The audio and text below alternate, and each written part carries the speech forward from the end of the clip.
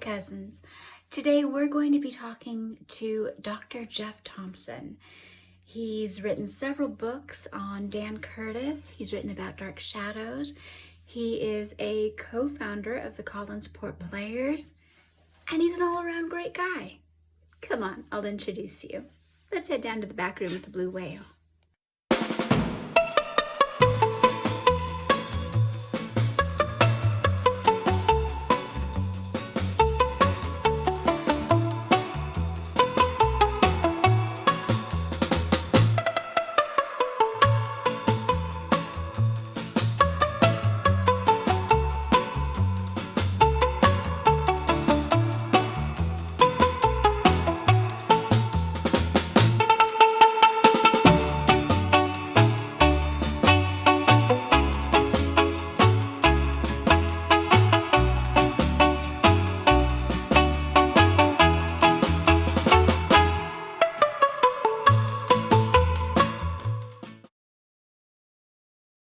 Recording. Mm-hmm. There we go. Okay. Still a learning process. There we go. All right. So I guess we can start now if you'd like. Okay. Okay. Well, thank you so much, Catherine, for inviting me to be on your show. I've listened to your songs and music and have enjoyed them very much, and now I'm thrilled to be here to talk with you. Thank you. I am honored and privileged to have the Dr. Jeff Thompson on my podcast. You are a living legend in Dark Shadows fandom. You know, you really are, and you're somebody that I've always kind of admired and looked up to in this fandom and in general, and you're a great guy. Well, You know? thank you so much. You are. So, that's kind of one reason why I wanted to do this podcast. There's a few reasons, but one of them is to kind of introduce my Dark Shadows family to each other, to the world. I mean, there's so many people in this fandom that I've known over 20 years. And, I'm surprised that it's like, oh, what do you mean you don't know so-and-so? Or I want to introduce you to this person at, the upcoming event. And, it just is kind of just a way just to get to know the faces and the people. Right. I understand completely, as Dr. Julia Hoffman says in a 1967 episode. Love it. Love it. So when did you first get into Dark Shadows itself? I did not watch it from the very beginning. I didn't come in until September of 1967. I was in the third grade, and I was homesick from school that day. And I was just flipping the channels, and I came across a scene which coincidentally years later was the very first scene on the VHS tape, The Best of Dark Shadows. Two young children went down into a spooky cellar and saw a coffin, and the coffin lid opened, and out came the vampire Barnabas Collins. So, as a little kid, I immediately was hooked because I saw two kids my age, in a scary adventure, and then I was fascinated with the vampire character and the music and everything. So I watched from that point on until the very end, and didn't get to see those early episodes until the Sci-Fi Channel showed them, and then they came out on MPI Home Video. But while the show was still on, I read all of my friend Dan Ross's Dark Shadows paperback novels, and read the Gold Key comic books, and collected all of the memorabilia. And then when the show ended, I continued, my interest in Dark Shadows and Dan Curtis. Whenever every week I looked through the TV guide, of course, and whenever I saw a Dan Curtis, Robert Cobert movie, I watched it. And then 4 years after the show ended, I started writing for Kathy Resch's wonderful fanzine, The World of Dark Shadows. Mm-hmm. I was a teenager back then, and I wrote some nonfiction articles and attempted a fiction serial, and then settled in on some articles about the Dark Shadows Viewmaster reels and the Gold Key comic books. And I've been studying and writing about those Gold Key comic books and later the Innovation and Dynamite comics ever since, writing and speaking about them. And, I wrote the introductions to Hermes Press, to those books reprinting the Dark Shadows comic books and the Dark Shadows Story Digest magazine. So in the years after the show went off, I continued my love of the show. It never aired in syndication here in Nashville. I think it did in Memphis and, of course, many other places. But in 1977, in the summer of 77, my father and I happened to be on a trip to Denver, Colorado, and I met one of my pen pals in person there. But I got to see one episode because it was showing like at 10:30 at night, and so we watched it in our hotel room, and it was a 1967 episode. Barnabas wasn't in it, but it was the one where Maggie is in the hospital and the nurse leaves her alone for a split second, and when she and Dr. Woodard come back, the window is wide open and Maggie is gone. So I did get to see that at least.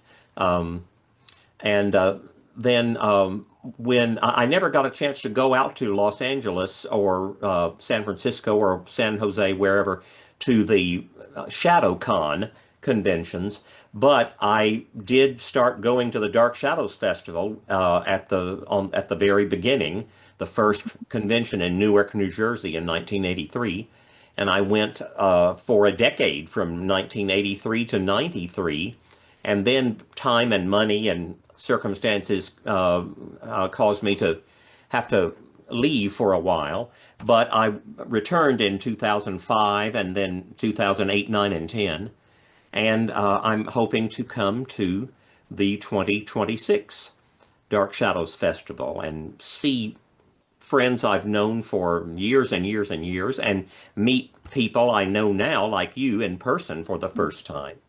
So, I've watched Dark Shadows, studied it, read about it, written about it, collected it, lived it for my whole life, ever since I was a third grader.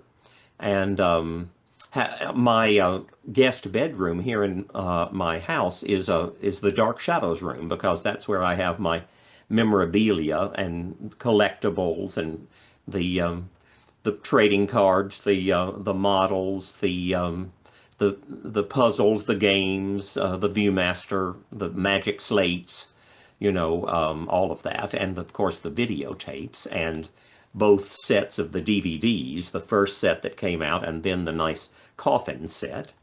So that's what have been doing, in addition to teaching college. I taught English at Tennessee State University for 35 years and retired a little bit early in 2020.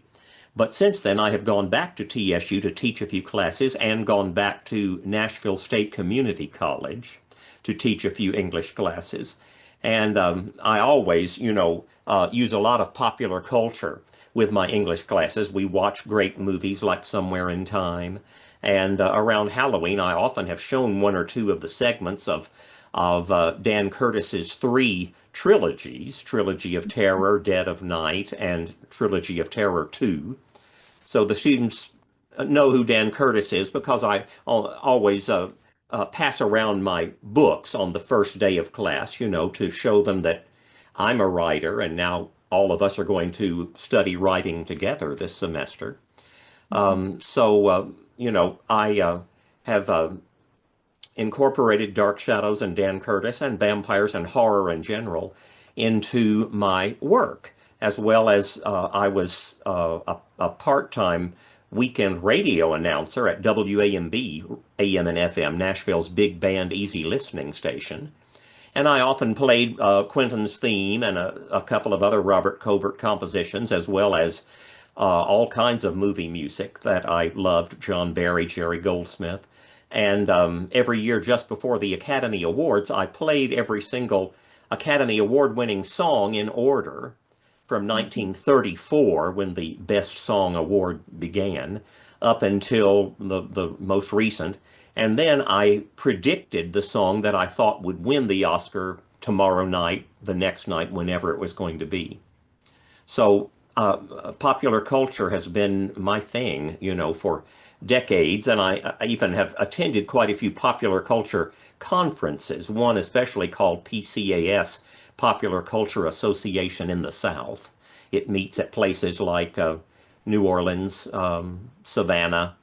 Um, Mhm. and often my presentation there, the paper I read, is something about Dan Curtis, one of his movies like Frankenstein, or it's about horror in general, like the vampire western movie Curse of the Undead, or something like that. Awesome. And you've got an appearance coming up this fall, don't you? In, was it Georgia or Yes, yes. 1 week after the Dark Mhm. Shadows Festival, which is July 31st, Late? August 1 and 2. 1 week later, August 7, 8, 9, I'm going to go down to Atlanta, Georgia, and I'm going to be a guest at Monsterama. Take a look at monsterramacon.com sometime, and you'll see that quite a few really interesting guests are going to be there, including Penny Dreadful, someone I hope you will have on your program sometime. Nope. She is a TV horror host up in Massachusetts and does her own wonderful podcast, Terror at Collinwood. Mhm. But we're going to celebrate the 60th anniversary of Dark Shadows. And this year is the 100th birthday of the great Richard Matheson, who wrote I Am Legend, Somewhere in Time, The Incredible Shrinking Man, and wrote 6 productions for Dan Curtis. He did the 2 Night Stalker, Night Strangler movies and Trilogy of Terror, Dead of Night, and the great adaptation of Dracula. Mhm. And if you've seen that new Dracula called Dracula: A Love Tale, it's almost as if Dan Curtis and Richard Matheson had come back and remade their movie. This new movie is on a much bigger, more outlandish scale, but a lot of Mhm. it reminds me of the Matheson Curtis Dracula, especially the idea of Dracula meets a woman who is the reincarnation of his lost love. And of course, Dan Curtis did that in Dark Shadows and House of Dark Shadows, and then later Francis Ford Coppola's Dracula does that, and several other movies. Of course, the 1932 movie The Mummy did it long before those.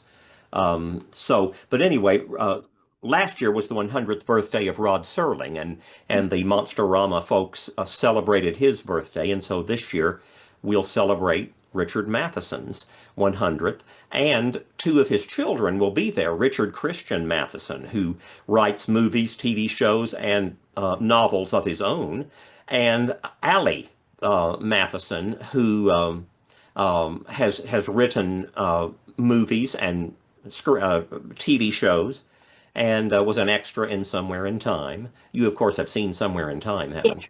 Oh, yes. Wonderful film, yes. Exquisite film. Yeah, I showed that to my students every semester, and they always just loved it. Male Mhm. and female students just really got into it and were Mhm. enthralled and wrote very passionate, heartfelt essays about the movie. So, yeah, 1 week after the Dark Shadows Festival, I'll be down in Atlanta at monsterama.com. And I often have appeared at local and regional conventions here in Nashville or around Middle Tennessee, organized by my friend Mark Ballard. And back in 2010, one of his guests was Catherine Lee Scott. She and her husband Jeff flew to Nashville, and I went to the airport and picked them up and drove them around and drove them to their hotel and to the convention site, and so that was very nice. And Catherine was a big hit as always. She Mhm. is a great ambassador for Dark Shadows and for grace and intelligence themselves, as well as so many other subjects of which she is knowledgeable or has had experience, all of her other films and TV shows. So that was fun to see Catherine here in Nashville. Awesome. You had mentioned, and I actually just I saw you on Penny Dreadful the other day, and I was on an episode of her podcast with my buddy Bobby Lugosi, and we were talking about the ghosts and revenants. Oh, yeah, Uh, that's right. Yeah, I remember that now. mhm. And which kind of brings me to my next question. Were you one of those kids that were, reading ghost stories, like at a young age? And what was the first kind of like ghost story or horror uh, story or piece of literature that really kind of got you hooked into the whole gothic horror genre, like all of this? What was that first uh story or poem, or if you remember, what was it that made you love, all of that? Well, that's a very good question. I'll have to think about that. Um, I, of course, read comic books my whole Mhm. life, and as well as horror comic books, and so I was, knowledgeable of ghosts, vampires, parallel time, long before I saw that on Dark Shadows, and then I love the poems of Edgar Allan Poe. I'm in Mhm. a Poe Zoom discussion group here in Nashville called 6 Degrees of Edgar Allan Poe. And Mhm. I also love the poem "The Earl King" by Johann Wolfgang von Goethe, the scary and sad poem about a man riding his horse, holding his dying boy in his arms, and the Earl King, which is death, is calling for the boy. That's one that my students always enjoy. So Mhm. I guess, I had heard and read all sorts of ghost stories growing up. And, here in Tennessee, the Bell Witch is big. Mhm. You may have heard of the Bell Witch, and I think a couple of movies have been made about her. That's not here in Nashville, that's up in Adams, Tennessee, but all of us know about the Bell Witch. Um, and in the 1960s, my grandfather, my mother's father, was the superintendent of the Nashville City Cemetery, the one of the oldest cemeteries in Nashville, and I think in the South. And so I often would go out there to see my grandfather during the daytime and walk around, and sort of play in the cemetery. Um, so, um, so I've always, had an interest in weird and macabre, and then of course I loved the Munsters and the Addams Family when I was a boy, and of course the Batman TV show. The Twilight Zone and The Outer Limits were a little before my time back then, but I'm sure I began seeing the reruns, and I know I watched all of them as a teenager and have watched them dozens and dozens of times since then. So it's always been an interest of mine, but when I turned on the TV that day in September of 1967 and saw that little snatch of Dark Shadows, I, watched until the very end. And my mother, who was a lifelong fan of soap operas, and I watched them with her, The Edge of Night and others. My mother got interested in Dark Shadows and watched it with me.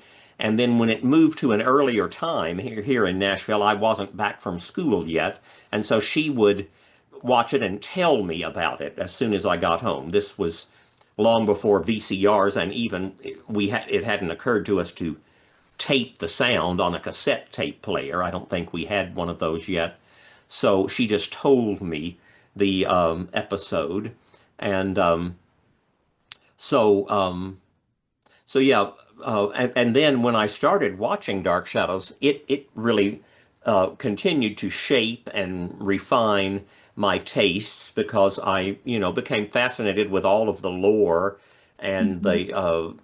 the characters on the show, the vampires, the ghosts, the werewolves, the witches, the warlocks, the zombies, the time travel, which was fascinating to me, and uh, and then Dark Shadows began my interest in film music because you can't miss Robert Cobert's music. It's a character all its own. There are some TV shows whose music is just another character. The Odd Couple, Twin Peaks, Downton Abbey, Batman. You know, when you hear that music, even if you're in the other room, you know, oh, that's on. So I became very interested in all TV and film music because of Robert Cobert's great music. And I became interested, you know, in costuming and writing and drawing. And in late July of 1970, when Barnabas and Julia went to 1995 and saw Collinwood in ruins, that had a huge impact on me. That just knocked me out and shocked me and horrified me. That was scary, you know, to see our beloved Collinwood destroyed like that. And so ever since then, I have had a lifelong fascination with ruins. You know, Mhm. on Facebook, I'm always looking at the ruins of the movie theaters and the malls and the you know, all sorts of buildings that have been abandoned and are ruined. And there are so many Facebook pages like that, Abandoned Tennessee and so many others. But so Dark Shadows really did affect my interests and shape my tastes in things, because during and after Dark Shadows, whenever I ran into a made-for-TV movie or something along those lines, I was fascinated. I adored the ABC Movie of the Week, which ran from Mhm. 1969 to 1975, because almost every week it was some sort of mystery, suspense, thriller, occult, horror story. So many great ones. And then, of course, after Dark Shadows, Dan Curtis was doing all of his great Mhm. um, made-for-TV movies like The Night Stalker, The Night Strangler, The Norliss tapes, very, very scary. And his adaptations of the classics like Frankenstein, Dracula, The Turn of the Screw, Dr. Jekyll and Mr. Hyde, The Picture of Dorian Gray, and all of his um, late night mysteries, Wide World, ABC Wide World Mystery, which Mhm. very well always was some sort of mystery or crime drama or ghost story. And in 1973 and 74, Dan Curtis was especially prolific and produced and or directed, I believe, 11 different productions, all of which ran on ABC, except one on CBS, Dracula, with Jack Palance, and one on NBC, the Norliss tapes. And I, of course, have written about all of these productions in my three books: The Television Horrors of Dan Curtis, House of Dan Curtis, which is a play on the name of the movie, House of Dark Shadows. And then a fan said to me, well, if you've written House of Dan Curtis, you have to write Night of Dan Curtis. So I wrote Nights, plural, of Dan Curtis, all about his great epic productions that we watched, and we sat in front of the television on many nights and Mhm. watched Dracula, The Last Ride of the Dalton Gang, The Winds of War, War and Remembrance, and his UFO miniseries, Intruders, They Are Among Us. So that's that's the answer to that question, I guess. Well, that brings us to so I've got these Blu-rays here, the classic monsters Right. and Dead of Night, and you did the introductions to. Yes, to Mhm. those two and two other new DVD Blu-ray sets Mhm. from Kino Lorber.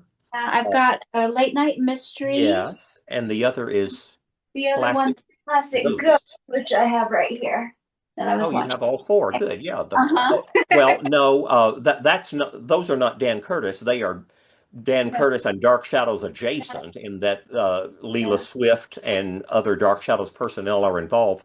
But I yeah. think, what is the name of I've the got the fourth? other one with the Turn of the I think Screw. it's Classic Ghost Stories. That's the Classic one that Ghost Turn Stories. of the That's the Screws one. on. Yeah, Yeah, I've got that one too somewhere. I yeah. was just watching it the other day. Back in late April, Mhm. Brett Wood from Kino Lorber and a Nashville-based cameraman came here to my House of Dark Shadows, and we sat up in the upstairs playroom That's Mhm. I call that playroom the playroom because of Dark Shadows and because my nieces and nephews used to play up there. Now they are grown, and now I have great nieces and a great nephew and a grandson. But that's where I have all of my collections, monster models, um, VHS, DVD, action figures, autographs and stuff.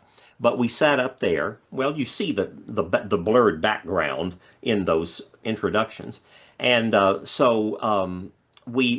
talked for 3.5 hours. He just let me talk. He said, "Okay, well, first now let's talk about Dracula, and now Mhm. let's talk about Dr. Jekyll and Mr. Hyde." So we went one at a time, and I talked about all 11 of them.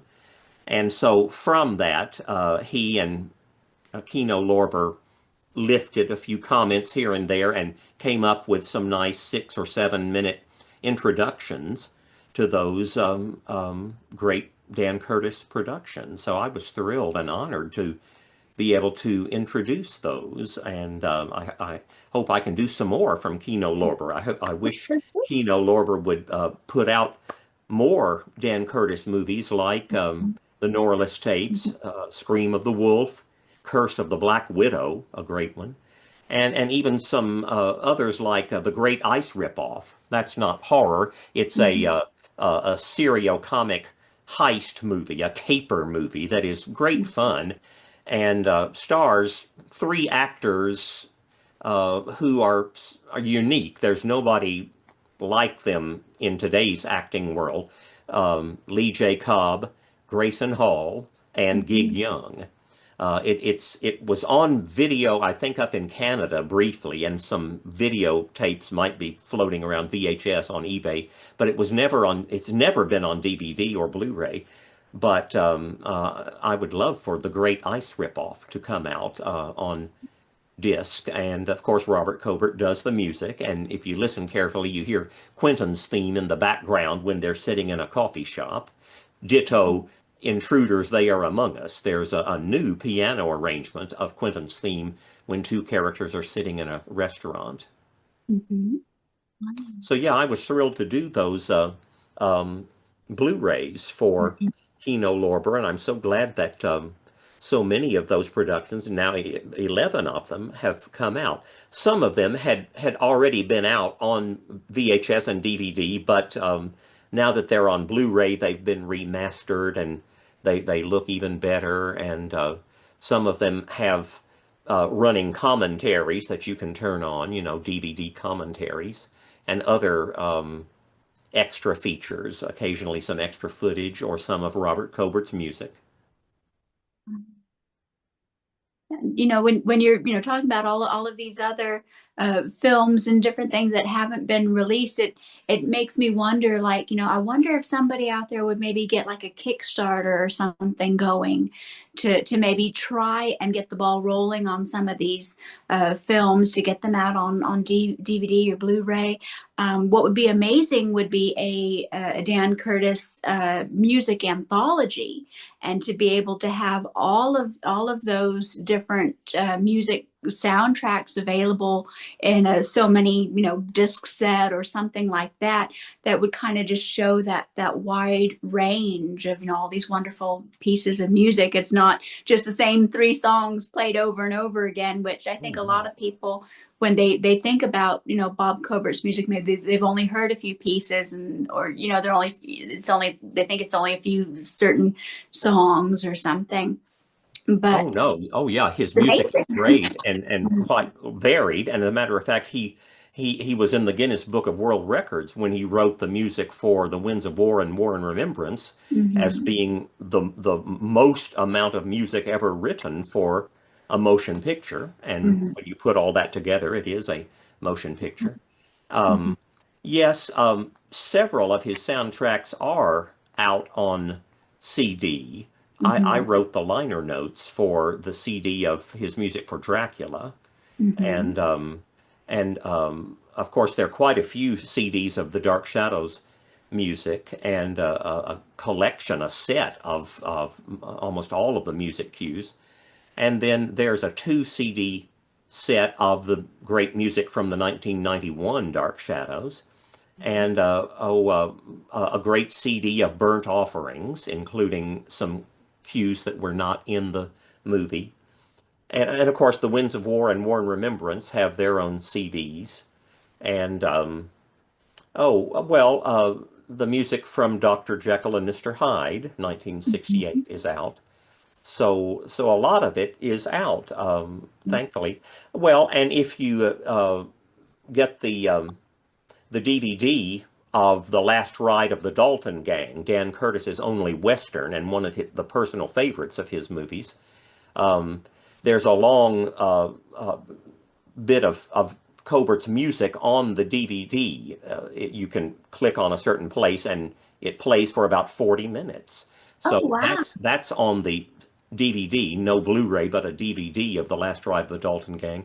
And then on the past DVDs of Dead of Night, 1977, and on this new Blu-ray from Kino Lorber that you just showed, there is some place where you can click and it will play the music from Dead of Night. There are two Dead of Night productions. The first one was that unsold pilot that Curtis, Leela Swift, other Dark Shadows personnel, and a few of the actors like Louis Edmonds and Thayer David did.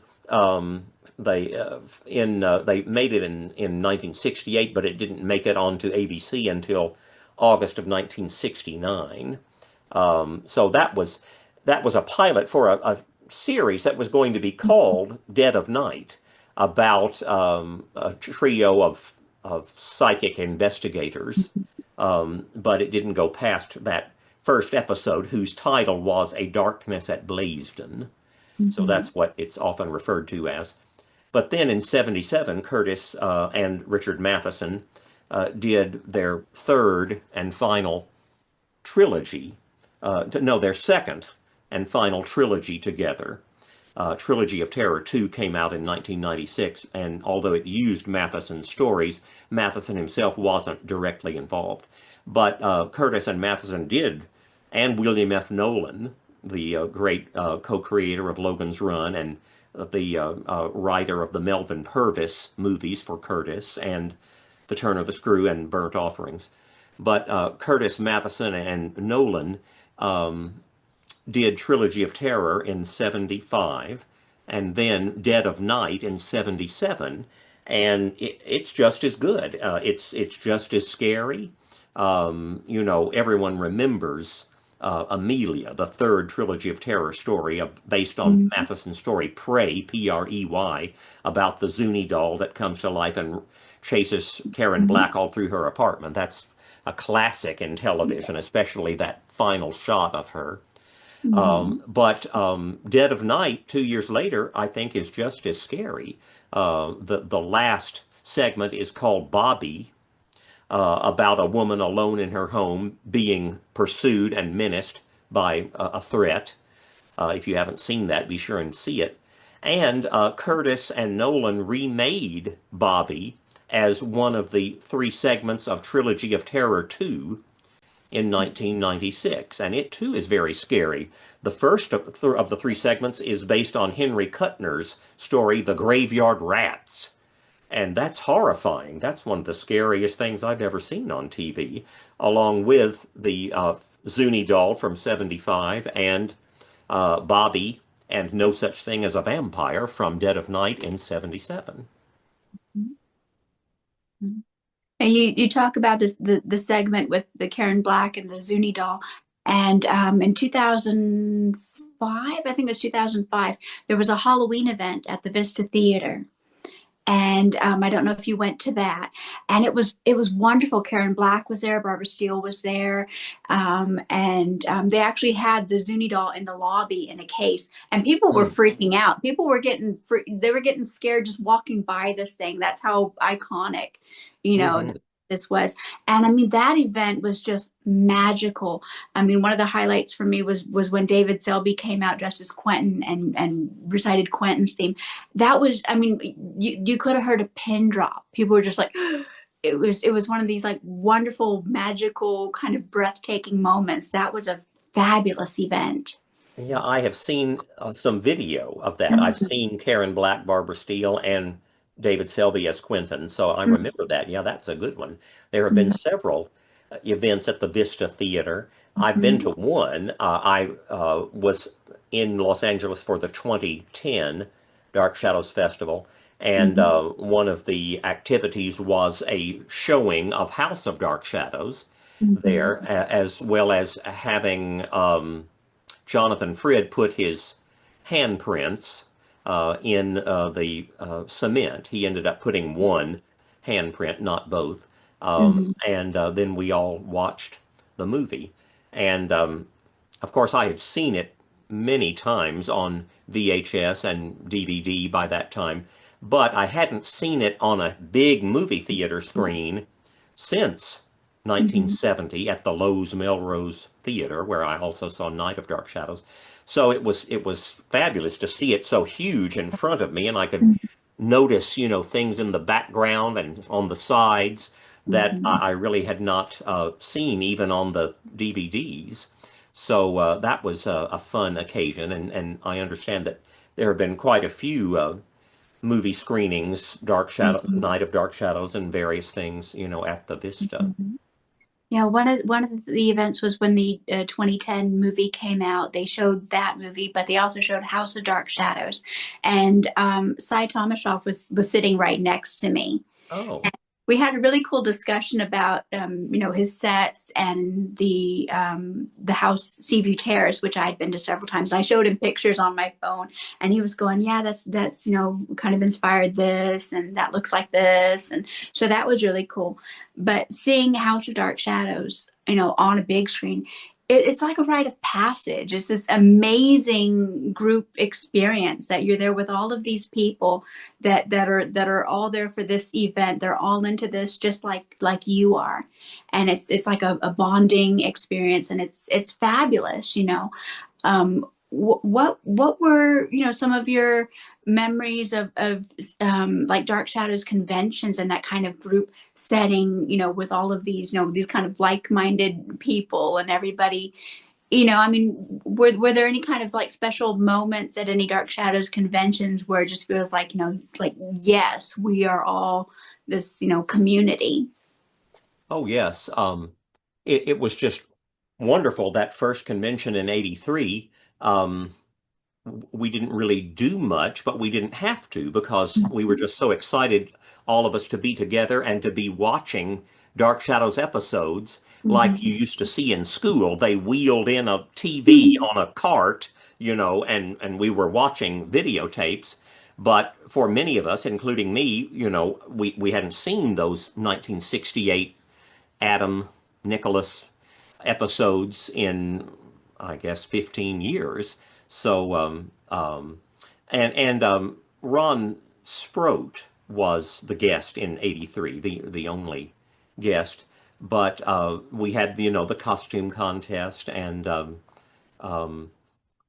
watched the movies and the TV episodes. So, yes, that's where I met a lot of my oldest, dearest friends, like Helen Samaras and so many of the other uh, fans who were there from the very beginning. Mm-hmm. And that started me writing to them. Back in the 1980s, I Mm-hmm. was pen pals with 3 dozen people. And every time I went to another convention, I would pick up one or two more pen pals. And we wrote letters to each other all the year long, and then saw each other at the conventions, and um, uh, either shared hotel rooms to cut costs, or we went out to eat together and whatnot. But um, forgot what I was going to say. But yeah, oh, the pen pals. Yeah, now of course I stay in touch with most people through um, emails and Facebook, but I still have a couple of pen pals, and it's always nice to receive a letter and to write a letter. And so yeah, it was the conventions were just a great communal experience because all of us were there because we love Dark Shadows and Dan Curtis and Jonathan Frid, Laura Parker, Catherine Lee Scott, David Selby, Robert Cobert's music, the whole nostalgia of running home from school to watch Dark Shadows, and that's not just a cliche. It really was true for most of us. I my elementary school was 1 block away from my house over in East Nashville at the time, and the school let out at the very time DS began, so I ran down the street so I wouldn't miss more than the first 2 or 3 minutes of it. And for many years, I had a bumper sticker on each subsequent car that said I ran home from school to watch Dark Shadows. And Catherine Lee Scott has said that, often when people recognize her, they will say, "Oh, Dark Shadows, I ran home from school to watch that show." So Catherine said, "I'm glad that the show and all of us contributed to the physical fitness of little kids back then." Wow. And now the next year's festival, the 1984, is where the Collinsport players were formed. Can you talk Yes. a little bit about that? Were formed on the East Coast. They already were in existence, but um, yes, in 1984, the second convention in Newark, New Jersey, um, the organizers at the time, Kathy Resch, Marcy Robin, Melody Clark, Beth Clapper, Maria Barbosa, quite a few other ladies, asked Dr. Laura Brodian and me to co-host the convention, co-MC. Um, Laura Brodian is an accomplished writer, illustrator, costumer, and for decades she was a full-time radio announcer. I did it always part-time, but she was a full-time classical music announcer in California, Northern California, and other places. Um, and so the two of us came together, and Laura told me about something that she had started doing a few years earlier, or a year or two. She had been going to some shadow cons in Los Angeles, and I think a Time Con or a Doctor Who con up in the San Jose, San Francisco area. Um, and what she had done, she and a couple of other fans had improvised some skits based on the show where they had dressed up as Barnabas, Maggie, Angelique, and other characters, and done some little improv and some funny um, skits off the tops of their heads, for the fans. And it was a big success. And so she suggested, well, why don't you and I do that too? Um, I guess we must have written letters to each other beforehand because that's how I must have known to bring costumes. But um, yeah, we dressed as Nicholas and Angelique and um, uh, Dr. Lang and Julia Hoffman and Barnabas and Maggie and Adam and Carolyn. We had costumes and wigs and makeup, to do all of that. And I think the first night or so, we just dressed as the characters as a nice visual as we stood up there and co-hosted. But then Laura suggested, well, let's do something a little more. We have on the costumes, so let's go ahead and put on a little play. And so we did a couple of things, dramatizing Dr. Lang's heart attack and Adam abducting Carolyn, and the most elaborate one was the doing the 1967 episode in which Maggie, as Josette in her wedding dress, comes down the steps and sits at the table and has the dinner party unwittingly with Barnabas Collins. But of course, we did funny things. For Mhm. example, Barnabas was trying to do his tortured soliloquies, and Maggie was too busy eating, to listen to him. So it was funny stuff like that. And Dark Shadows super fan Charles Ellis, whom I'm sure you know, and Yes. you ought to have him on Stop. your show. I'm planning Charles, to. Charles Ellis later wrote to me and said, the two of you looked like Jack Benny and Mary Livingstone up there. So if that's true, then we had really scored. I mean, that was the ultimate compliment if we were doing something as funny as that. So that was delightful. Um, that was how the Collinsport players sort of crossed the country and went Mhm. from the improvisational skits on the West Coast over to Newark, where we dressed in costumes and did some improv and some funny things. And then after that, I guess Laura was busy with her various careers and interests, and then also married the famous illustrator Frank Kelly Freas, Freas.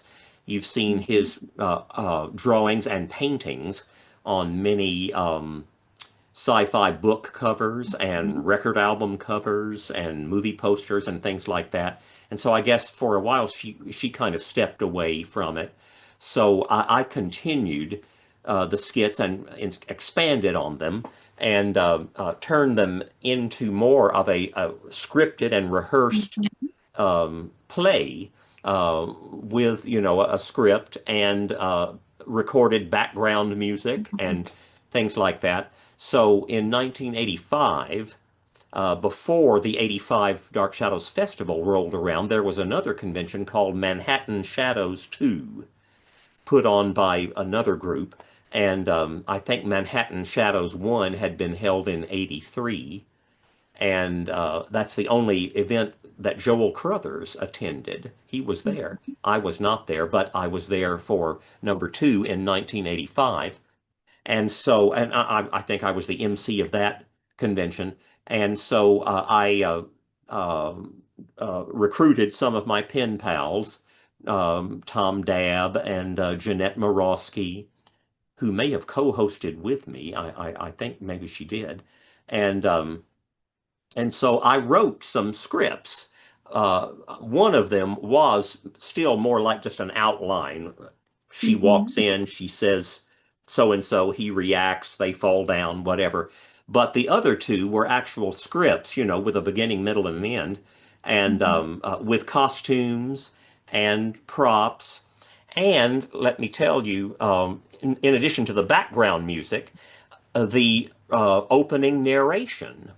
Not Mhm. my name is, but the opening narration was done by my WAMB co-worker, colleague, Ken Bramming, who was anyone in Nashville knows that name. He was big on radio and television all through the 50s, 60s, 70s, 80s. Finally, he passed away in 1997, but he and I worked at WAMB together for all through the 80s and 90s until he died. But Ken Bramming was Nashville's first TV horror host. You've heard of horror hosts like Penny Dreadful and Elvira and Zachary and Goulardi and all of the others. Well, Mhm. almost every city with a TV station sooner or later had its own shock theater creature feature hosted by somebody at the station who would put on a hat or a cape and dress up and become a character. And so that's what Ken Bramming did from the late 1950s to the early 60s, and then did it again on another station in the late 60s. So it was that was perfect for him to do my narration for me. He didn't do it in his voice as Dr. Lucifer. That was his name, Dr. Lucifer with a U. He spelled it with a U, Lucifer, because he didn't want to spell it like the devil, Lucifer. So it was Lucifer with a F-U-R. But he did it in his regular, beautiful, mellifluous radio voice. And so and I started with the Collinwood theme, that played for a few measures, and then his narration. It was all on cassette tape that we just stuck a microphone to. Um, but that really set the mood. As soon as the fans heard that music, they knew, oh, okay, it's time for a play. It's time for the skits. They're going to do something. And so that was the opening narration to all of my skits, and then we went from there. And we dramatized things like Ezra Braithwaite coming to Collinwood and being scared to death by Quentin Collins, Mhm. and we did um, the uh, uh, in the interlude in which uh, Professor Stokes rearranged the letters in the woman's name and realized Yeah. it was the evil woman from the past and things like that. And you know, Exactly. did all sorts of costumes. And back Mhm. then, I brought with me in my suitcases all types of weird, wild props, guns, not real, but Mhm. fake guns or muskets or Mhm. fake knives. And once a real chain when we did an Adam skit, and I think and a hatchet when we did a skit where Cassandra went after Adam with the hatchet. Of course, I don't know whether to say happily or sadly, none of that could happen today because none of that would be allowed on an airplane. But Mhm. back then, I was able to bring all sorts of weapons, fake weapons, and liquids and makeup and cassette tape player and costumes on in the suitcases with me, and sometimes even we did cue cards. My suitcases were almost unable to be lifted. They were so heavy, because I had so much stuff in there. But that's what we did. And what is your next comment? So I was just going to say, so in this book, the Collinsport Player's Companion, which you wrote, you co-wrote with Yeah, I Tom. wrote a few little introductions to it. Yeah. Yeah, and there's so many wonderful pictures of the different skits. There's actual scripts, and apparently it was the next year, 1986, with the More Things Change, that really kind of like set the Collinsport Players, and it's like that was the one that really was kind of like the blueprint, and like, okay, now we know what to do, and just the ball was rolling. And you actually did that twice. Yes, for several of the skits, we would do them on the East Coast and the West Coast, Mhm. Newark or New York, and then Los Angeles. One of my skits we did three times. We did it in Newark and Los Angeles and Dallas. There was a Dallas Dark Shadows Festival. And by this time, other fans were beginning to write scripts of their own. You see some of them in the book. Jay Keaveney, um, Athena Victory. Her name Mhm. was Tracy back then, but now she goes by Athena Victory. And quite a few other writers, Jeanette Morosky, Mhm. um, and Peter Macchia, and quite a few other writers Mhm. chimed in. But yes, in 1986, we did a mega skit, The More Things Change, because it was what was it, the 20th. 20th anniversary of Dark Shadows. And so that was a biggie convention because that's the convention where Catherine Lee Scott unveiled her book, My Scrapbook Memories of Dark Shadows, and where Jim Pearson, who by then was the chair of the festival, I believe, introduced the Volume 2 Dark Shadows LP record. We all of us, I hope, had the great record from 1969, but Mhm. in 86, a Volume 2 LP came out and cassette tape with even more of the music from the show. So we decided to put on a really big skit with I think 2 dozen fans and cue cards and music and everything, and it was spoofing storylines from 1967 and 68. But the plot was that David Collins. Well, the story took place in the present time, 1986, and Mhm. a grown David Collins came back to Collinwood with his new wife, and then both were horrified when all of the crazy characters and family members started running around, like Cassandra chasing Adam with a hatchet, and all of the other wild things. Mhm. Elizabeth fearing being buried alive, and all of this. So, yeah, that was a delightful skit. And by then, what I did and what the others did in a couple of years later, I wrote the scripts and made copies and mailed them to all of the Collinsport players, because all of us lived in New York, New Jersey, Connecticut, Ohio, Texas, California, Tennessee. So we all of the players learned their lines and became familiarized themselves with the play several weeks before we then convened at the festival, and then rehearsed in person. But it worked. We were almost using Professor Harold Hill's think system, because Mhm. we were really in tune with each other and focused on this. And so after a couple of rehearsals, late Friday night or something, then we were ready to do it on Saturday afternoon, and the fans really went wild over it. They really enjoyed the skits.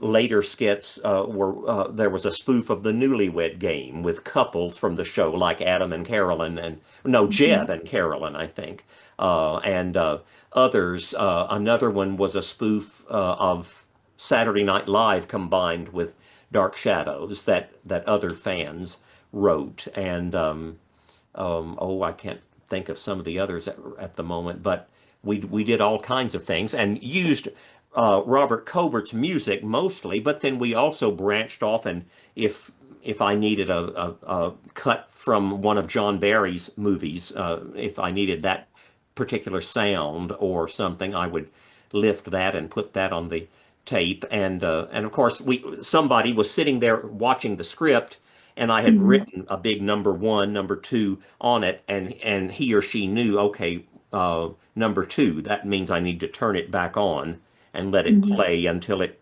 fades. And now I'd have to turn it off and then wait until I see number three and then turn it back on. And that was always flawlessly done. And I loved that. I mean, I wish that my life walking around every day had background music. So I loved being up there on the stage and hearing the music behind me. So Mhm. that was fun. And then the next year in 87, we did another huge mega skit. After that, we tapered them back to like Mhm. between 6 and 12 people, but this was another 2 dozen skit, 2 dozen actor skit called Wedding Bells or Death Knells, question Mhm. mark. And it was a spoof of the whole Leviathan storyline about about Jeb marrying Carolyn, and all of that craziness. And in addition to Ken Branning's opening narration, I got my father into the act. My father, now dead, E.D. Thompson, was a musician, a composer, choir director, band director, school teacher, music, and played clarinet and saxophone in the Nashville Symphony and the Chattanooga Symphony when he was there. And so I had him to write a couple of songs that uh, people like Eileen Lynch Farrar and Penny Holdren and Jeanette Morosky sang, and he recorded himself playing the clarinet, as the accompaniment, and so the ladies came up and sang a little funny song, with cute lyrics and a jaunty melody. So we did that, and subsequent skit writers and actors have also used plenty of songs in the skits, filk songs, new lyrics put to recognizable tunes, or Mhm. original songs, or whatever, and then much later, the stars themselves got into the act. Many of the stars were always got a kick out of sitting there watching their characters being portrayed in a skit. Marie Wallace enjoyed seeing the skits, and Donna Wandry, Marilyn and Dan Ross loved the skits of the 2 years that they attended, because Dan Ross, before he began writing at age 40, had spent his teens, 20s, and 30s as a stage actor and director and playwright. So he knew all about acting, and so he had fun with it and enjoyed it. So that made us very, very happy. And but yeah, later, Laura Parker, Marie Wallace, Sharon Smith, and some of the other stars came into the skits and played sometimes their actual parts, their real parts, and sometimes played other parts or original characters. And like I say, I was there from 83 to 93, but later in the 90s and the 2000s, the skits became even more elaborate with all kinds of production numbers and drag numbers and songs, and the stars' participation and audience participation and everything. So it was an idea that just kept going and going and going. So I was, and it inspired a lot of fans to join the Collinsport Players, or to um, uh, participate in the costume gala, or Mhm. to make videos. Sitting at home all year long, they would work on videos of Dark Shadows plays, where they would walk through a cemetery, or some of them were lucky enough to go to Lyndhurst or Seaview Terrace if they happened to live up there. And so it helped, a lot of fans express themselves, I believe, in terms of writing, singing, costuming, acting, singing, everything like that. Great. And I'm so glad that you mentioned that, the other fans were making, fan videos and things, because I love showcasing that on this podcast, and I'm in search of submissions from fans who maybe have some of the stuff that they did years ago or that they're doing recently. If you've got any kind of fan videos, filk songs, things like that, send in those videos and I will put them on this podcast. Oh, that would be great. And I know you already have talked to Richard Halpern about his Yes. his famous baby Dark Shadows that he Yeah. did with his nieces and nephews. And now Yes. they, like my nieces and nephews, now they are grown people. But when they Mhm. were little kids, they did some delightful movies, with him playing all of the characters among Mhm. Yes, I love Baby Dark Shadows. them. Hmm. And that's perfect, because I mean, Dark Shadows is such a multi-generational show, and even now, young kids are catching this show and they're getting into it, and they're growing up with it. And I was one of the, young ones when I got into it. I was 18 and I caught the show the summer I graduated high school. Hmm. And going to my first convention, she's like, oh wow, everybody's so much older. I think Amanda was like the only one who was about my age. And she was one of the first Dark Shadows fans I met in person. We flew out together, you know. So it's one of those things that's like every generation, finds something in this show. Are there any particular storylines that you feel really kind of lent themselves to the Collinsport player skits more than others? Oh, well, some that were maybe unintentionally funny to begin with, like Mhm. Dr. Lang, Julia, when you do the experiment again, and when Julia goes all to pieces, and screams, and well, we all of us writers and actors were able to find humor in a lot of it, Mhm. and we were not making fun of the show at all. We were not ridiculing it. We Mhm. would go to the electric chair if we ever ridiculed Dark Shadows. But no, we were just having fun with the show and enjoying the show, you know. So sure, we were cutting up and making it funny and silly, but we weren't, putting the show down or Mhm. anything. We were just bringing out a funny side. And then a few of the skits were dramatic. We did one about um, when Jenny escapes her tower room or whatever and goes to the old house and meets Barnabas. And Mhm. we played that one straight because that is a tragic situation, you know. And so and then we changed the ending of it and gave it an even more tragic ending.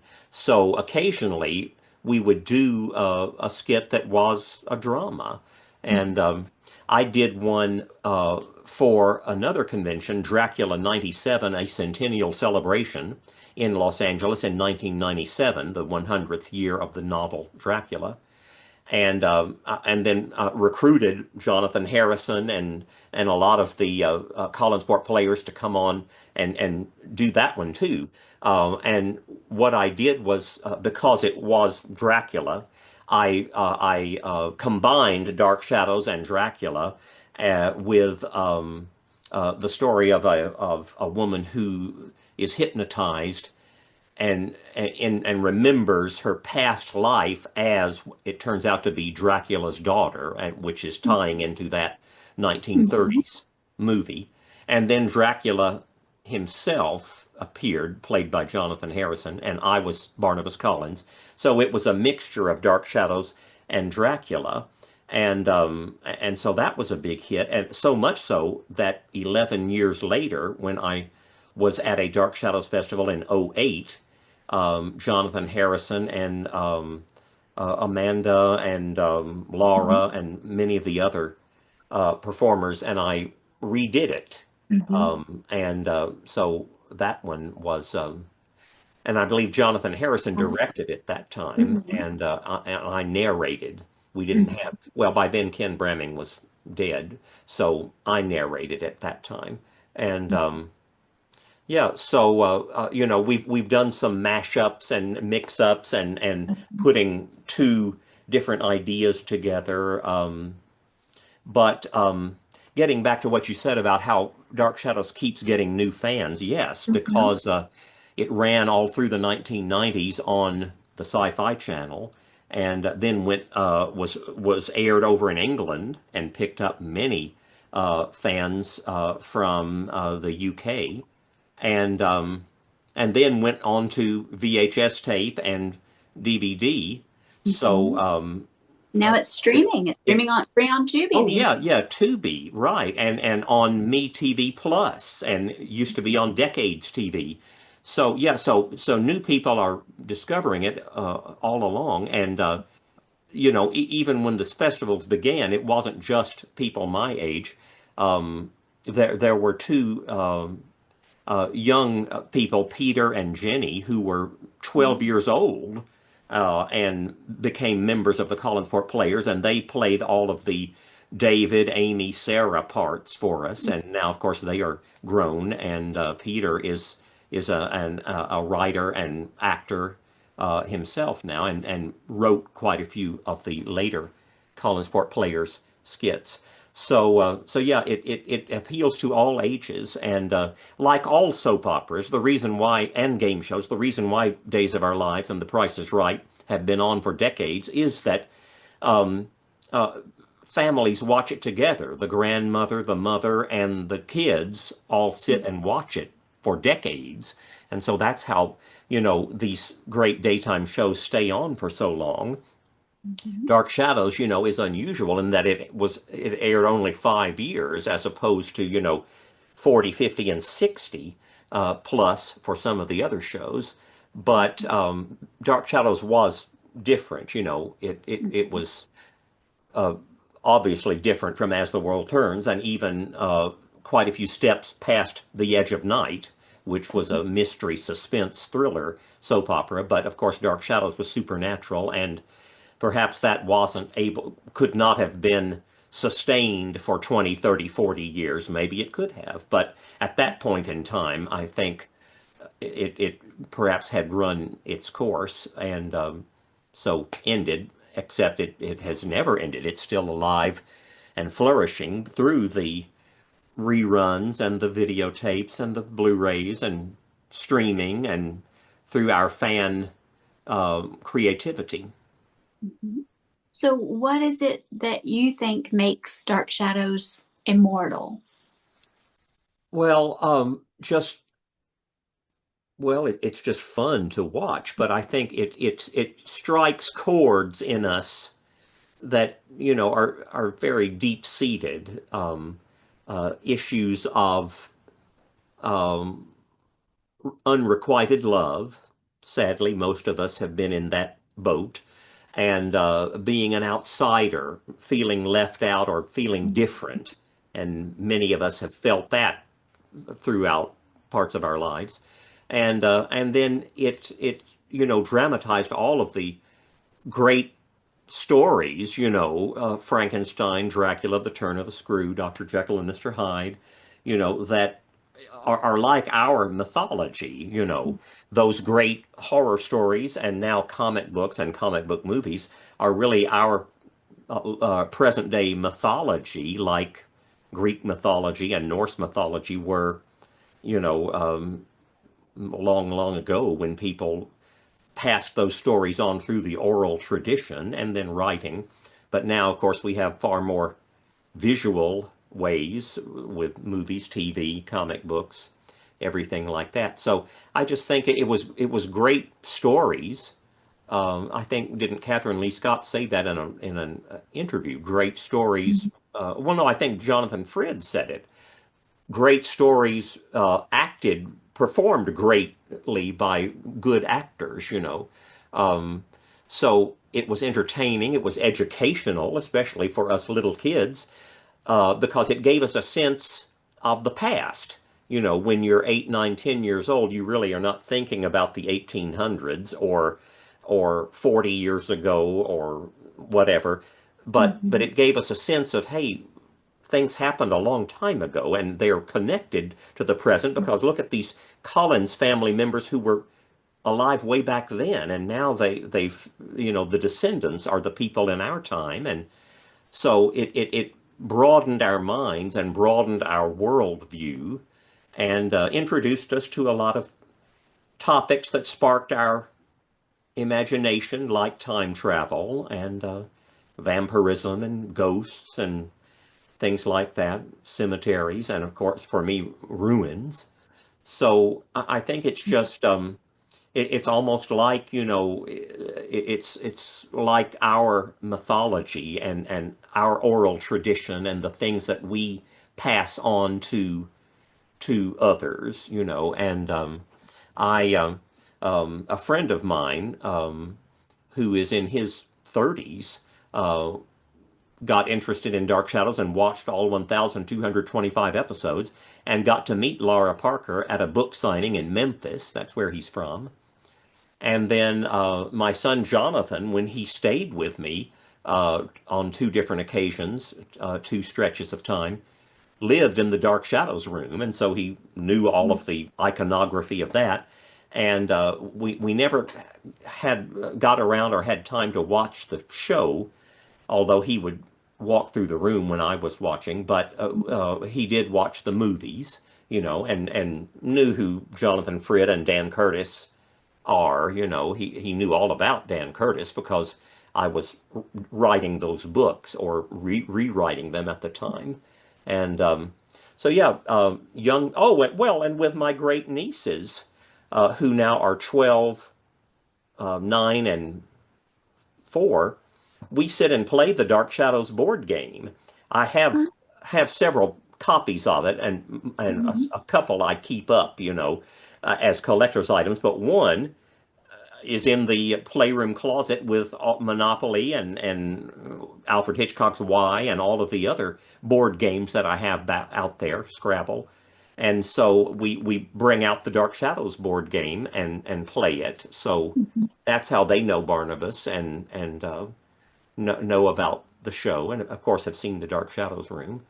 So yeah, it's just it's timeless, like any Mhm. great piece of literature or great film is timeless because it deals with things that will never become irrelevant or go out of style or go out of existence.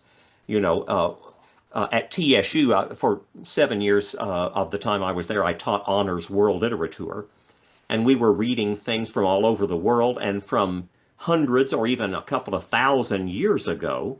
But I told the students, well, we're still reading this today because the more things change, the more they stay the same.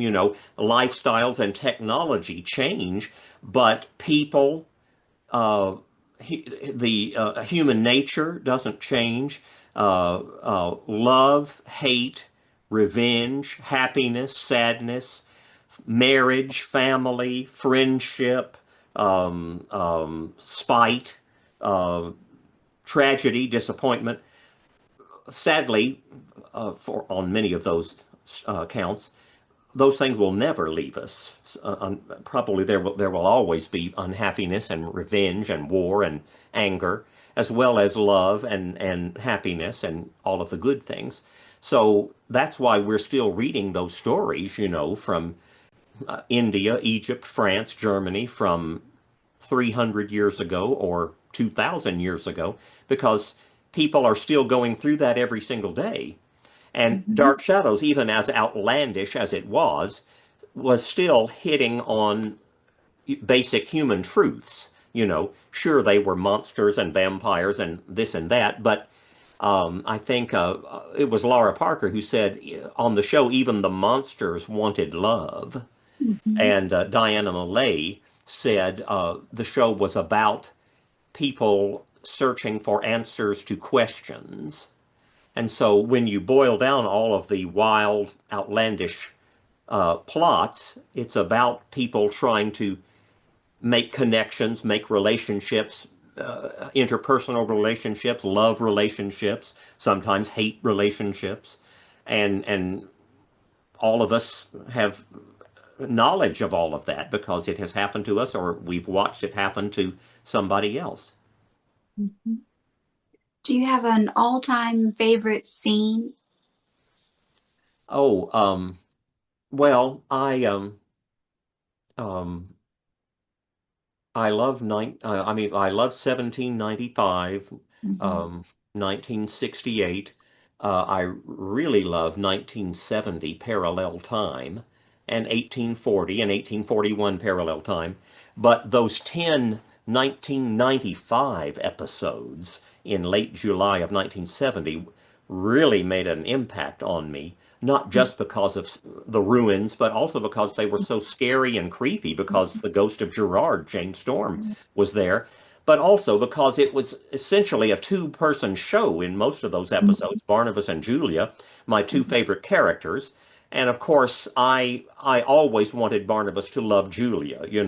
He spent all of his time looking past her at Maggie, Vicky, Roxanne. Rachel, Kitty, Roxanne, everybody else, while Julia was standing right there and she Mhm. truly loved him. And so the scene when in 1995 when Gerard has possessed Julia and almost she almost tried to kill him. Julia said, "Barnabas, go back to your own time. Just leave me." And he said, "No, Julia, not without you, never without you." Yeah, that's a great scene. Yes, That's but a oh, there's so many great scenes. Um, the episode that ends with Barnabas shooting Angelique and she puts the curse on him and the bat bites him. I mean that's one of the best TV episodes of all time. And other scenes like at the beginning of 1897 when the four siblings are talking about the will, Mhm. Judith, Edward, Quentin, Carl. that is not a supernatural scene. That could have been lifted out of a Noel Coward play or anything, that's just great writing and great acting and great directing. That's a good one. And oh, so many good scenes. I can't even think of all of them. Well, the split screen scene when Angelique and Alexis are together in the mausoleum. That's a Mhm. good one. But um, oh yeah, the show just excited me. It just thrilled me when I was watching for, I guess, in grades 3, 4, 5, and 6.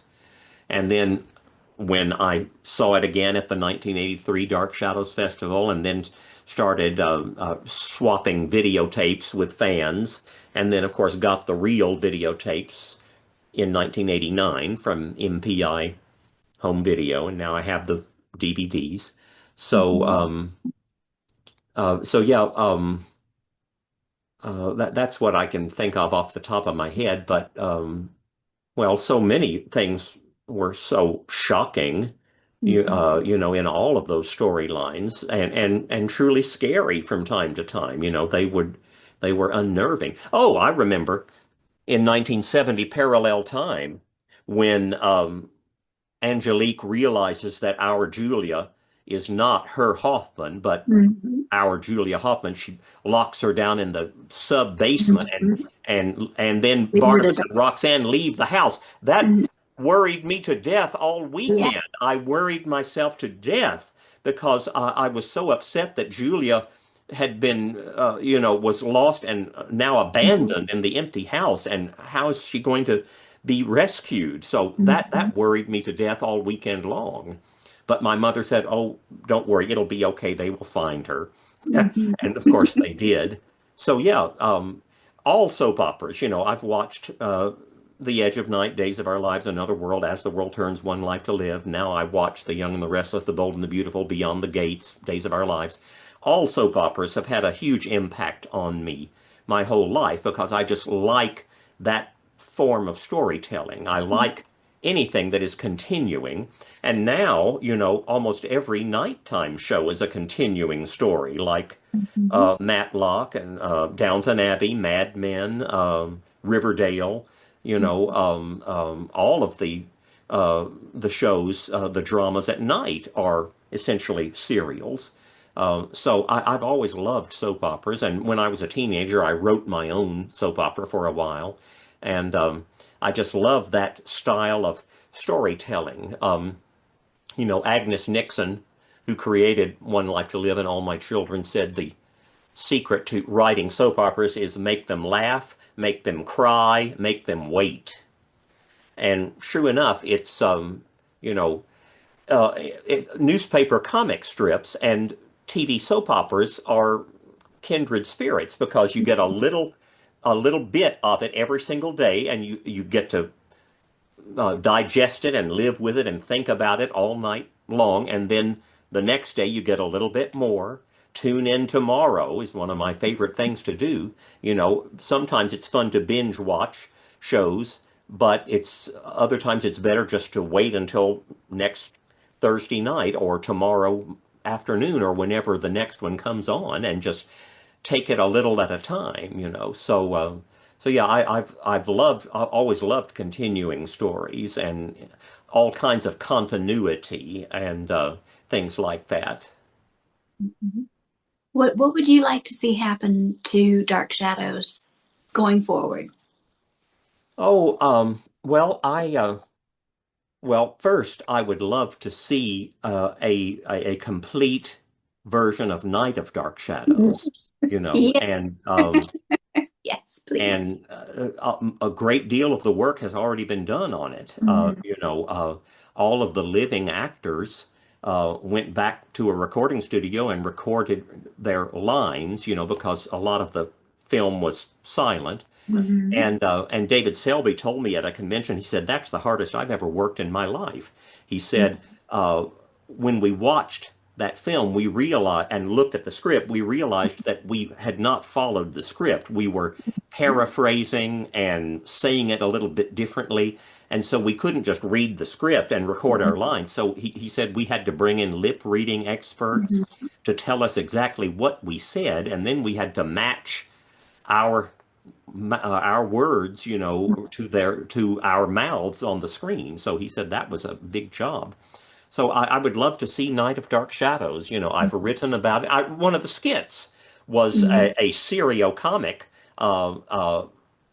presentation of all of the missing scenes. You know, the Mhm. seance scene and this, that, and the other.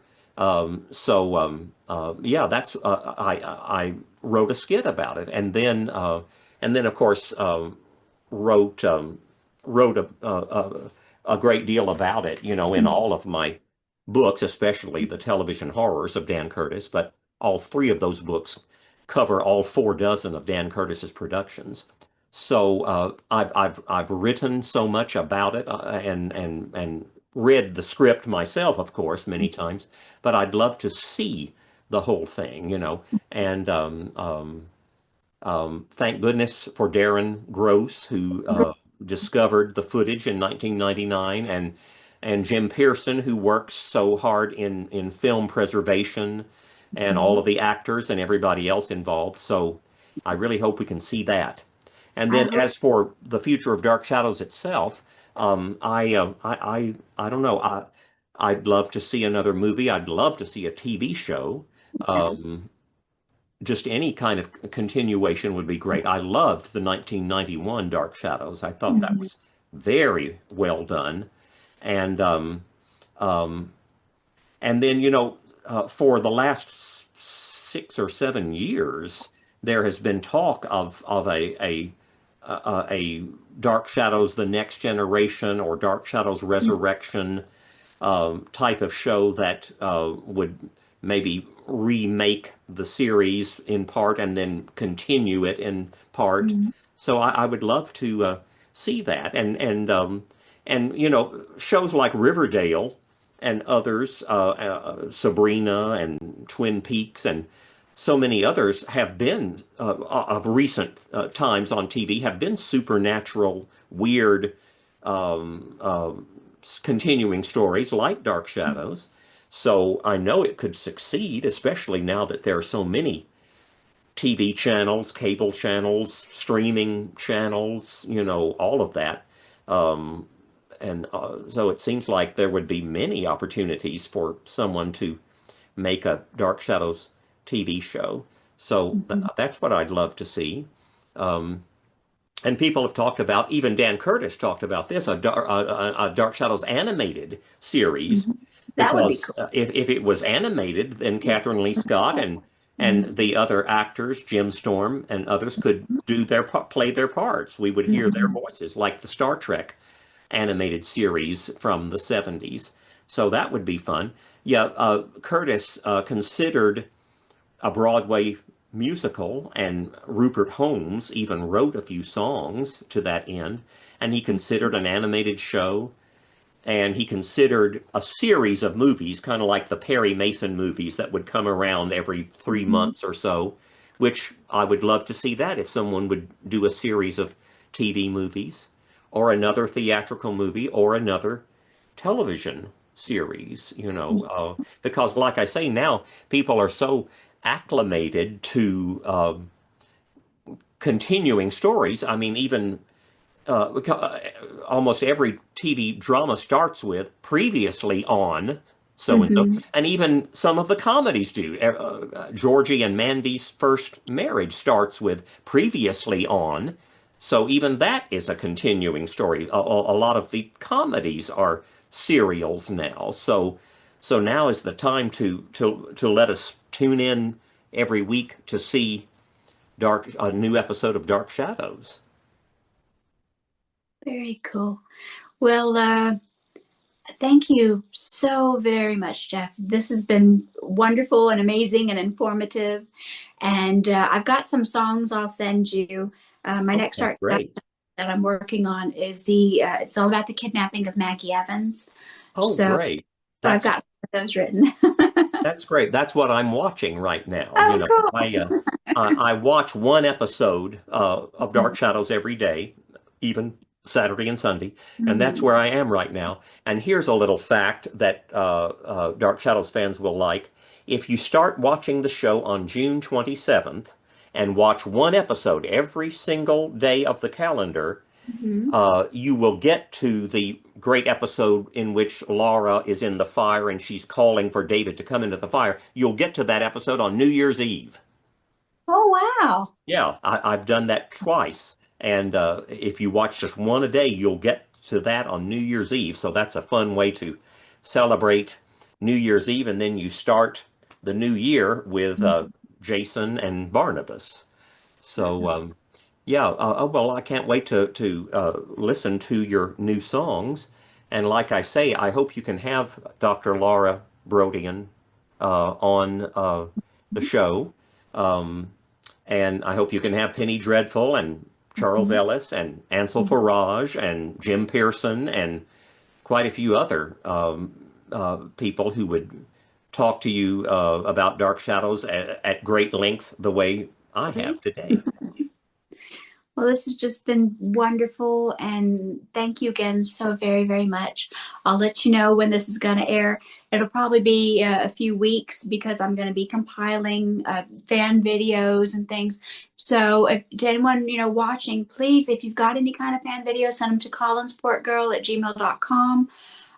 Jeff, if you have anything lying around that you want to share, any Collinsport player stuff or anything like that, if you know of anyone who does that wants to share that stuff, send them my way. I know Guy Haynes is putting a whole bunch of his videos online, so Oh, hopefully we'll be yes. getting more of this great stuff out there.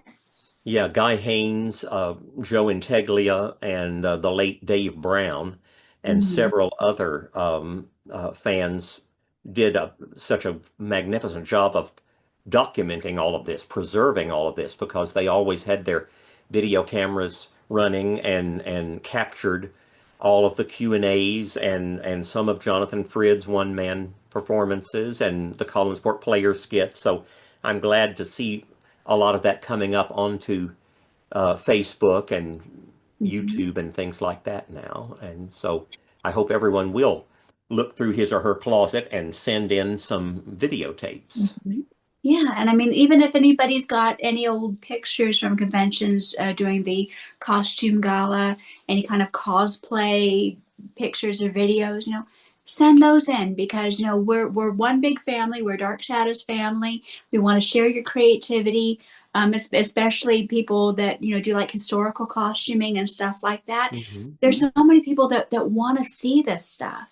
Oh yeah, They're and Laura Brodian herself Mhm. is a costume expert, especially of the Regency period, and Mhm. she is an expert on Regency dancing, and she holds dances and cotillions and things like that. So definitely, I hope that you can bring Laura on so that she can tell you more about the Collinsport players and about Yeah. her costuming and her announcing and Mhm. everything else. Yeah, I was hoping she could join us today, but hopefully soon I'll hear back from her and I can get her on here and because that would just be incredible. I am so in awe of my Dark Shadows family. I am the biggest fans of my Dark Shadows family. It's like I was telling Richard Halpern the other day. I said, I'm a huge fan of you and what you do because you're you and you're incredible at it. And the same goes for you. You're a wonderful writer, you're a wonderful person, and I am getting such a big kick sharing you with the world, what you do and your books, and tell everybody where they can find your books. Oh, you can find my books at Amazon.com or the McFarland Books website for my first book, and then my other two were published by ideasintobooks.net.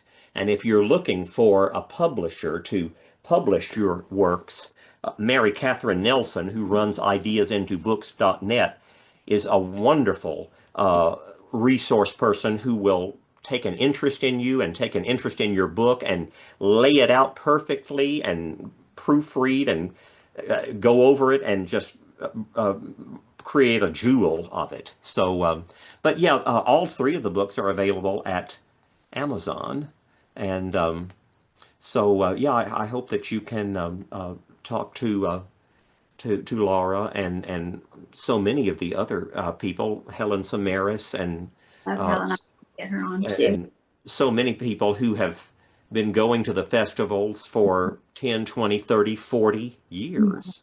Yeah, I want to get Helen, Walter, and Jay on together because Oh, I yes. met Well, them on the same day. And so to me, in my mind, I always see them like the three of them together, you oh know. yeah. Well, they acted in many of the Collinsport Players skits, and then Jay, either alone or with co-writers, wrote some of the most hilarious skits. So Mhm. definitely Jay will tell you a lot more about the Collinsport Players. Mhm. Yeah. So, I mean, I was, hoping to do one, maybe two episodes of the Collinsport Players, appreciation. But Hmm. you know what? I think it's just going to be a series long, for as long as this podcast goes, because as Oh, long as I great. keep bringing on, because it's going to be like herding cats trying to get everybody in the same Oh, room. yeah.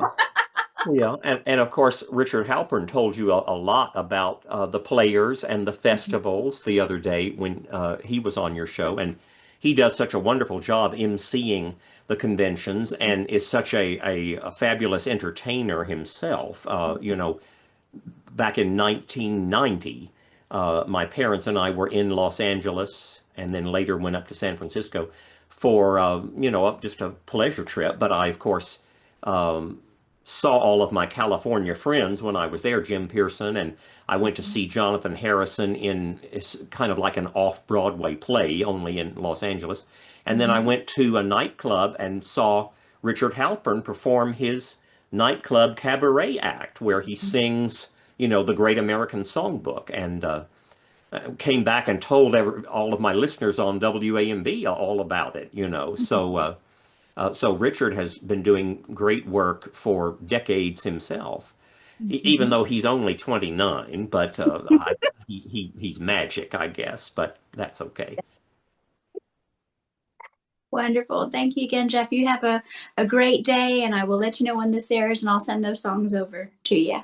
Okay, thank you so much, Catherine, and continue your great work with your composing and singing and with this wonderful podcast. Thank you. You have a great day. Hey, you too. Bye. Bye.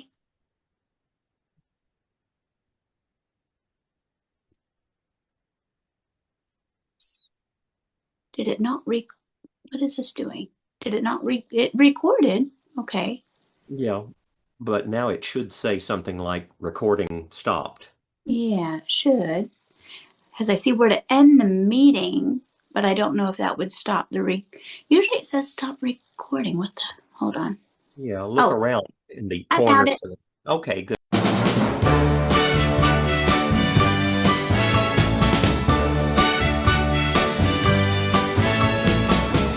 Every morning just the same. Get to work. Everyone knows my name. In a small town, nothing changes day to day. Mr. Wells is my boss. I take orders and clean coffee pots. And sometimes I make ice cream sundaes. And Sheriff Patterson's a clockwork kind of guy. Every Tuesday it's tuna fish on rye. I greet the housewives who stop in for a bite. I'll hear some local gossip I pretend I don't already know. And sometimes in the evening I'll walk home with Joe. And we...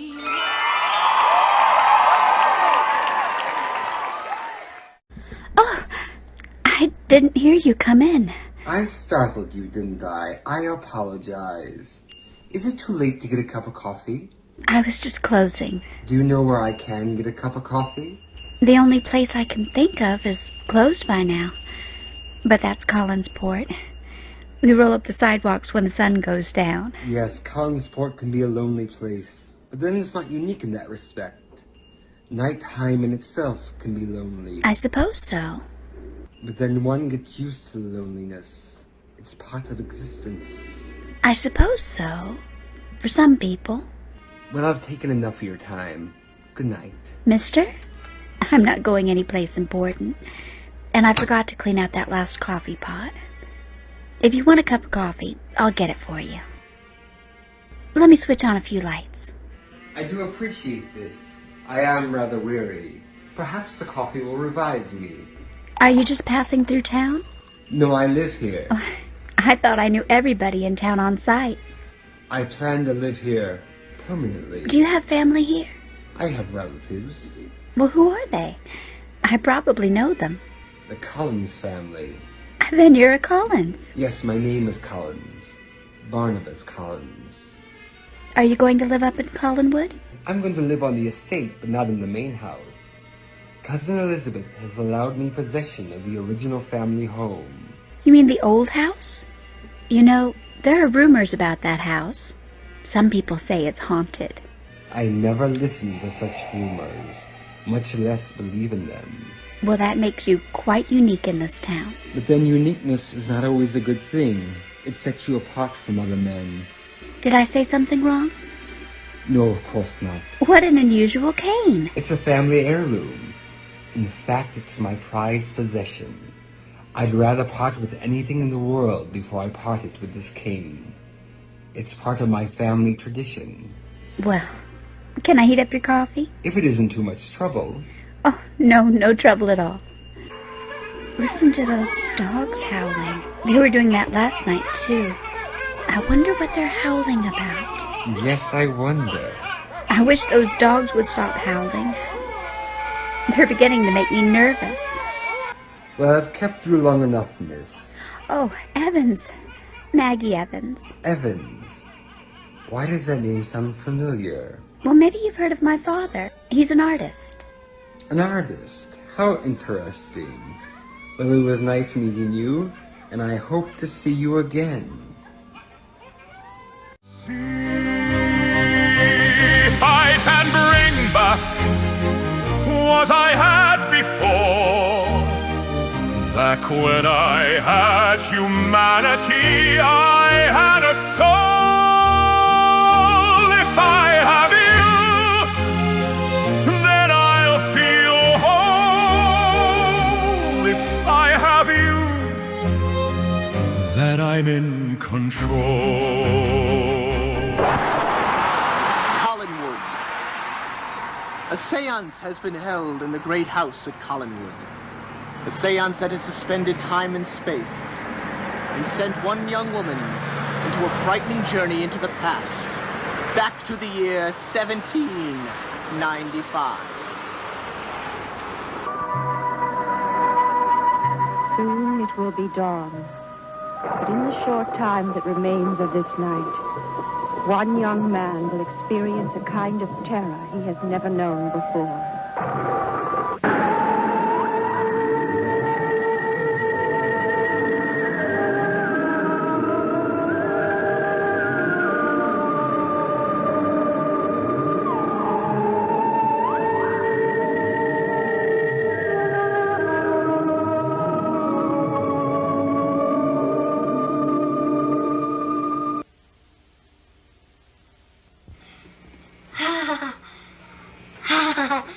Angelique! Barnabas, my beloved, what's the matter? Angelique, you witch! You put a love spell on me. You made me marry you. And for that, I will kill you. But Barnabas, I don't know what you mean. You know what I mean. You had me marry you so Josette could marry Jeremiah. And then you married me, and now I want a divorce. Barnabas, I love you. I don't love you. And I love Josette more than you because she's prettier than you. And you're so cruel to everybody. So why should I love you? That makes me very mad.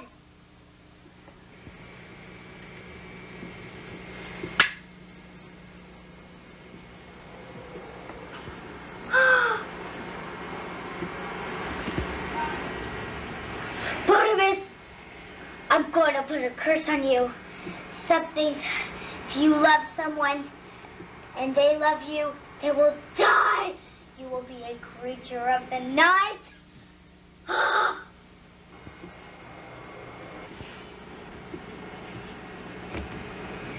I wonder what you meant by that.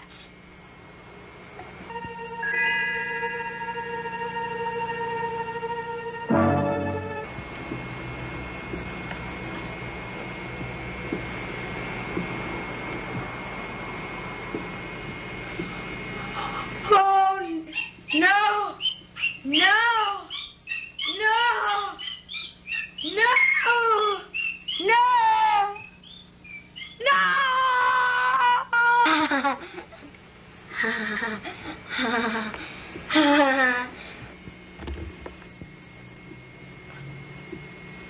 No! No! No!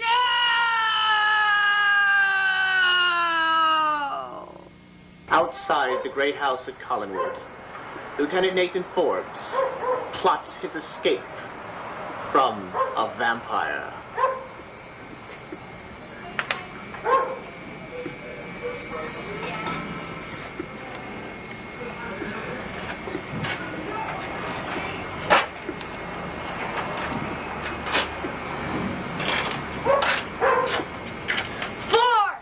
Barnabas! Oh no, it's Barnabas. Forbes, I will kill you.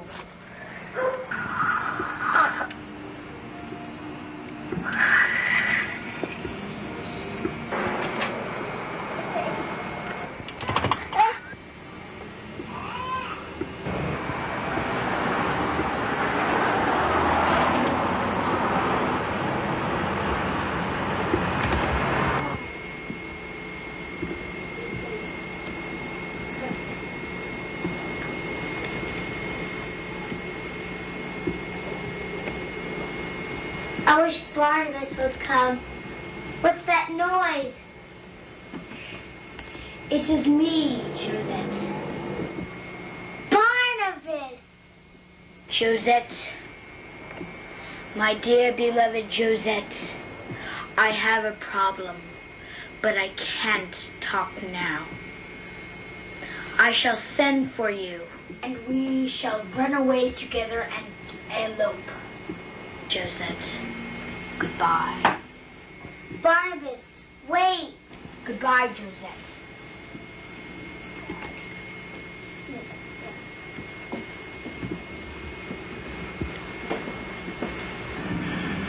I don't know what's to be done.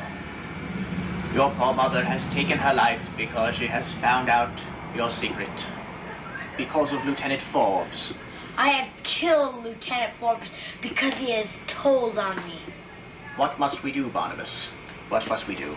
You know what you must do. After dawn, you must drive a stake through my heart. Perhaps it is the only way. Ben, Stokes, you must go along with us to perform this deed. Listen to the hounds of the night. They feel your presence, Barnabas. Come, we must go. It is almost dawn. Are you ready, Ben? Yeah?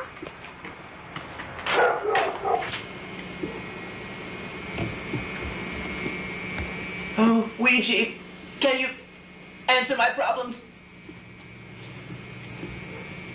Josette! What is it? And now I just saw Barnabas. That is distinctly the reason I'm using the Ouija board, the mystifying oracle. You should not go anywhere near Barnabas Collins. He is a bad influence on you. No, he's not. Yes, he is. Let us consult the stars.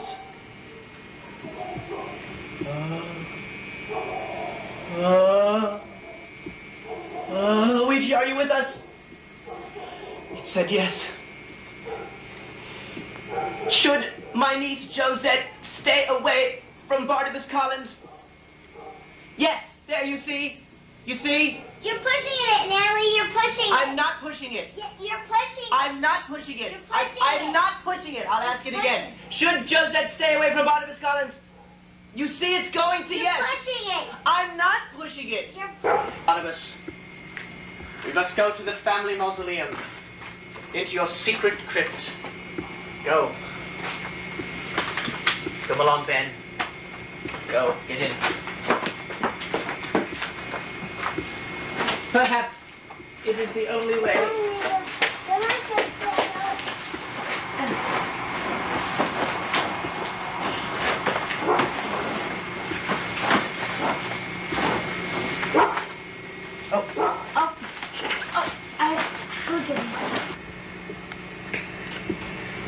I'm not pushing it. You're pushing it. I am not pushing it. You are pushing it. Did you ask it something?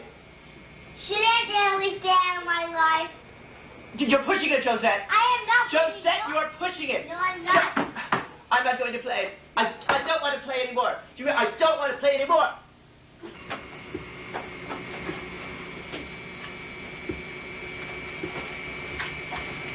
Join us for another exciting episode of Dark Shadows tomorrow.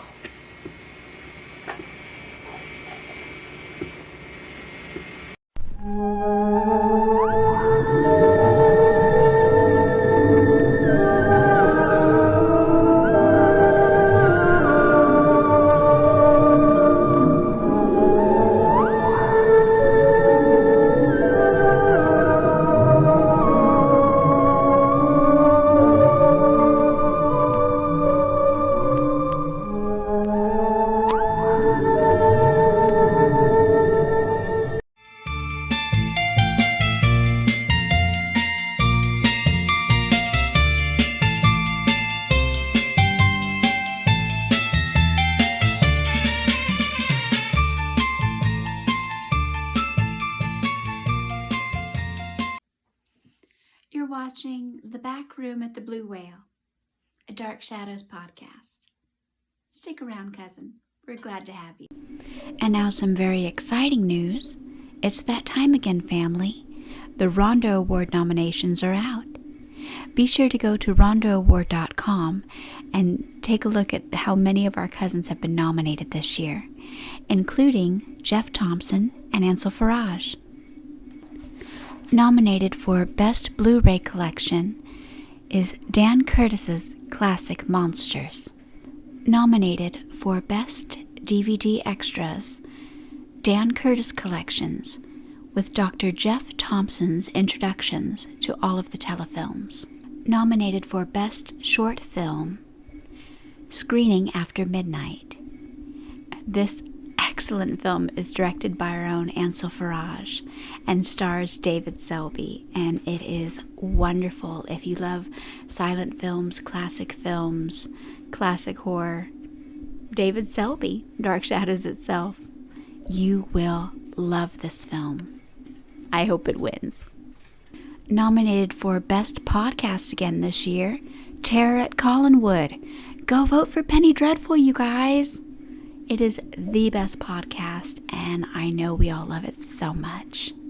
And Penny Dreadful has also been nominated for Best Horror Host for Penny Dreadful's Shilling Shockers. Go vote for Penny.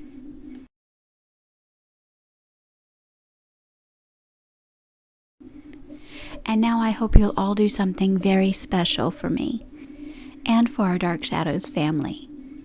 Please nominate our cousin, Dr. Jeff Thompson. I hope you'll all join me in nominating Dr. Jeff Thompson for Monster Kid Hall of Fame. It is a write-in vote, and, I really hope you'll vote for Jeff. He deserves it. Let's do it, guys. All of this year's nominations can be found at rondooawards.com. And to vote, please send an email to taraco@aol.com.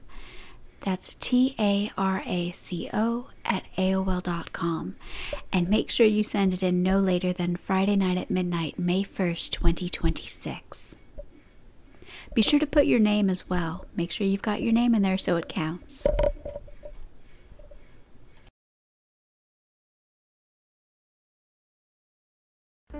Welcome home, cousin. Welcome.